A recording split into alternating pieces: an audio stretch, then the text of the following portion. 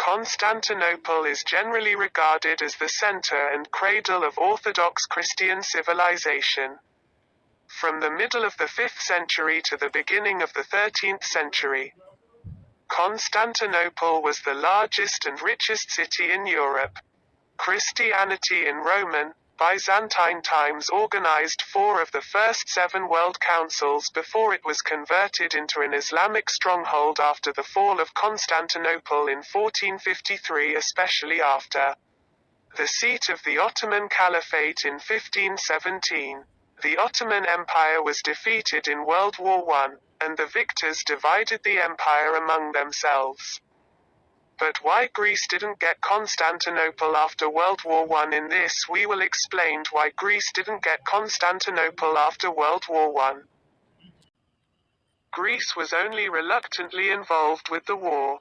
Greece's Prime Minister, Venizelos, was pro-Allied, but Greece's king had married into the Hohenzollern family and was close to Germany's Kaiser Wilhelm II.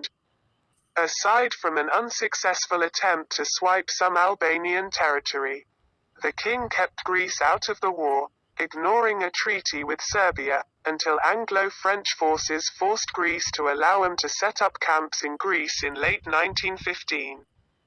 After the disastrous Gallipoli campaign, the Allied forces in Greece grew over 1916 to 1918, particularly in their main bases around the city of Salonika. But Greek commitment to the war was half-hearted and never very enthusiastic. Greek forces did participate in the September 1918 Allied Balkan offensive and fought well, for which Greece was rewarded at Paris in 1919 with large chunks of Bulgarian territory, about 8,000 square kilometer of Bulgarian Macedonia and Thrace, and the Allies considered that sufficient reward. 2. Turkey.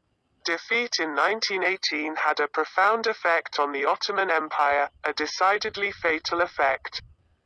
The Sultan tried to retain control, but between his own diminished stature because of defeat, and pre-war political struggles with Enver Pasha and the so-called Young Turks and the Allies' imperialist plans, Sykes-Picot Agreement, most Turks had lost faith in the Sultan and his authority.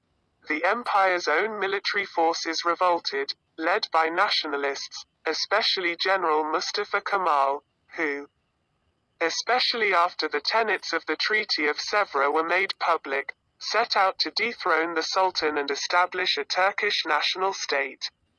Spooked by the nationalist movement, the Allies had allowed the Greek army in 1919 to occupy the Anatolian coastline of Turkey, whose population was mostly Greek anyway.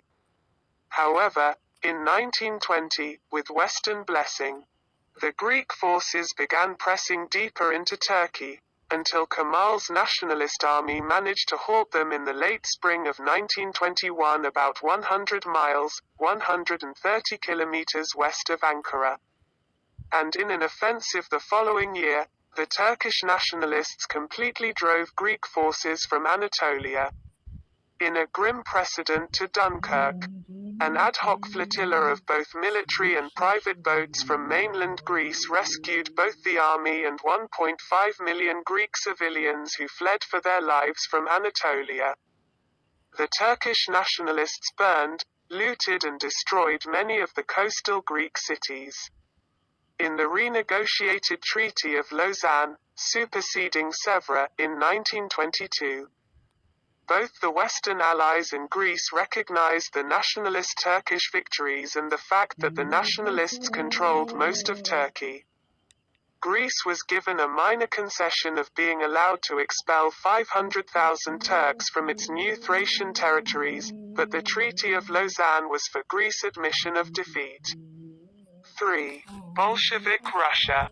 Despite having fought on Germany's side in World War I, the post-war Allies were keen to stay on Turkey's good side.